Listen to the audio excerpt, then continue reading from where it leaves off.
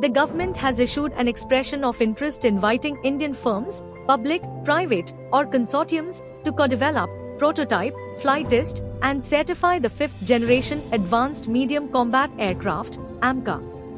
This marks India's most ambitious military research and development initiative to date, with an initial 15,000 crore rupees budget earmarked for prototype development, potentially scaling to several lakh crore for full production.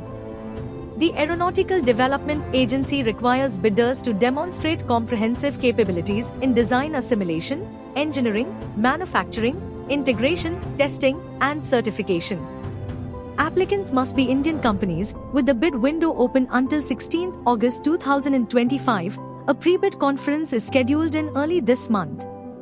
The project timeline mandates prototype completion in 8 years, targeting first flight by 2029, full development by 2034, and mass production by mid-2030s. The AMCA program enters a competitive model allowing public and private contenders such as Hindustan Aeronautics Limited, Tata Advanced Systems, Adani Defence, and Larsen & Toubro to participate. Defence Minister Rajnath Singh praised the move as bold and decisive, aligning with Make in India goals and aiming to rejuvenate India's squadrons, currently below the sanctioned 42, with China fielding modern J-20 stealth jets. The program also seeks to overcome past delays in the Hindustan Aeronautics Limited built Tejas Mark 1A.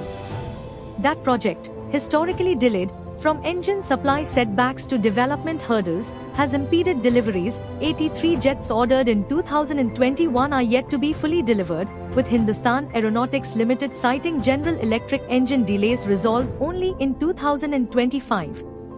As India faces an urgent need to replenish Indian Air Force squadrons, currently operating just 31 instead of 42, the Advanced Medium Combat Aircraft, AMCA, initiative represents a pivotal leap toward long-term aerial supremacy.